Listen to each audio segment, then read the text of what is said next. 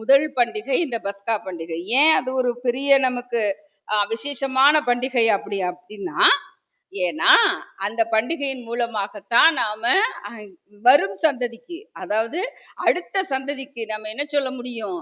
இயேசு கிறிஸ்துவே நம்மளை மீட்டெடுத்தாரு அப்படின்றத, எப்படி இஸ்ரவேலின் ஜனங்கள் பிதாவானவருடைய பிரசனத்தின் நிமித்தமாக, மோசேயின் நிமித்தமாக அவர்கள் மீட்டெடுக்கப்பட்டார்கள் அப்படின்றத பஸ்கா பண்டிகையின் மூலமாக சொல்கிறார்களோ, அப்படியாகவே இப்பொழுதும் கூட உயிர்த்தெழுந்த திருநாளை ஒவ்வொரு நாளும் நம்ம கொண்டாடுற, எப்பெல்லாம் நம்ம உயிர்த்தெழுந்ததை பற்றி பேசுகிறோமோ அப்பொழுதெல்லாம் இயேசு கிறிஸ்து நமக்காக பஸ்கா ஆடாக அழிக்கப்பட்டாரு, நமக்காக பலி செலுத்தப்பட்டாரு, நமக்காகவே ஜீவனை விட்டாரு அப்படின்றத நம் சந்ததியருக்கு, நம் தலைமுறையினருக்கு நாம் கற்றுக் கொடுக்கிறோன்றத ஆண்டவர் நினைக்கூறும்படியாகத்தான் ஒவ்வொரு பண்டிகைகளையும் ஆண்டவர் கொண்டாட செய்தார். அப்படியாக புளிப்பில்லாத அப்ப பண்டிகையை பற்றி இன்று பார்க்கலாம்.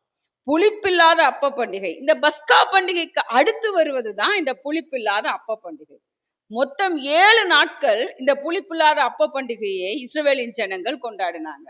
7 நாட்கள் கொண்டாடினாங்க அப்படின்னா, முதல் நாளில் இருந்து 7ஆம் நாள் வரைக்கும் அவங்க என்ன செய்ய மாட்டாங்களாம்? புளிப்பான எந்த விஷயத்தையுமே சாப்பிட மாட்டாங்களாம். புளிப்பான அப்பத்தையும் சாப்பிட மாட்டாங்க, திராட்சை ரசம் எதுவா இருந்தாலும் சரி, புளிப்பானதை அவங்க சாப்பிட மாட்டாங்க. அந்த புளிப்பில்லாத அப்பத்தை ஒவ்வொரு நாளும் என்ன செய்வாங்க? சுட்டு அதை சுட்ட உடனே என்ன செய்வாங்க? ஜெபம் பண்ணி அவங்க ஃபாஸ்டிங் முடிச்சு அவங்க சாப்பிட்றது தான் அந்த புளிப்பில்லாத அப்ப பண்டிகையின் மேன்மை. அந்த பஸ்கா ஆடு அடிக்கப்பட்ட அன்று என்ன செய்வாங்க? இந்த பஸ்கா, அதாவது புளிப்பில்லாத அப்ப பண்டிகையை துவங்குவாங்க. என்னைக்கு பஸ்கா ஆடு அடிக்கப்பட்டதோ அன்னைக்கு புளிப்பில்லாத அப்ப பண்டிகை துவங்கப்படுகிறது. இந்த புளித்த மாவு அப்படின்றது இந்த வீட்டுல இல்லாதபடிக்கு என்ன செஞ்சிருவாங்க? மொத்தமா அகற்றிடுவாங்க. அவங்க வீட்டுல, யார் வீட்லயுமே என்ன இருக்காது?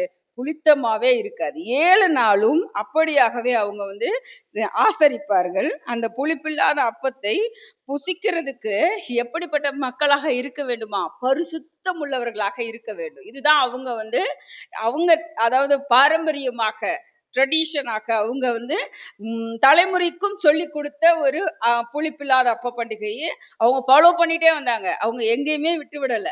இப்போ வரைக்கும் யூத ஜனங்கள் இதை ஆசரிக்கிறார்கள் அப்படின்னு சொல்றாங்க. சரிங்களா?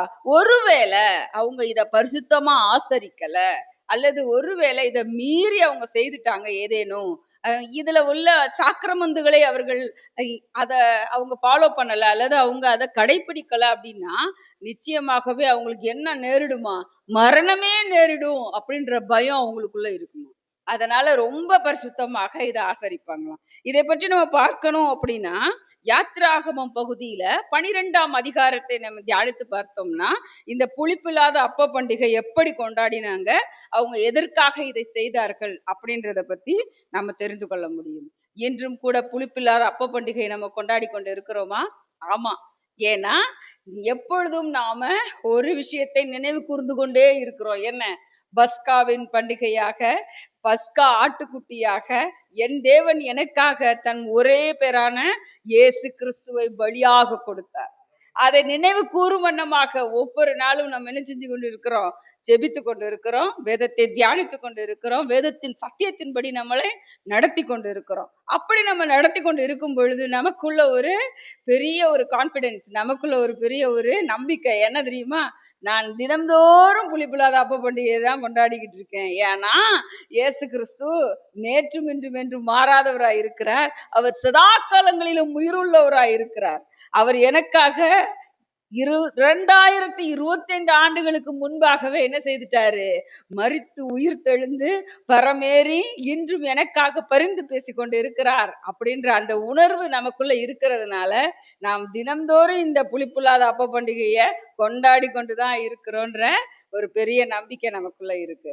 ஏன்னா இயேசு கிறிஸ்து உயிர் இல்லாத தெய்வம் இல்லை, உயிரோடு இருக்கும் தெய்வம். அப்படிப்பட்ட மேன்மையான தெய்வத்தை நம்ம தெய்வமாக கொண்ட ஜனங்கள் நாம் பாக்கியம் உள்ளவர்கள். ஆகவே நாம என்ன செய்யணும்? ஆண்டவரை விசுவாசித்து, அவரை நேசித்து, அவரையே நாம புளிப்பில்லாத அப்பமாக நம்ம என்ன செய்யணும்? உட்கொண்டு நம் வாழ்க்கையை பரிசுத்தமாய் காத்துக்கொள்வோம். ஆமென்.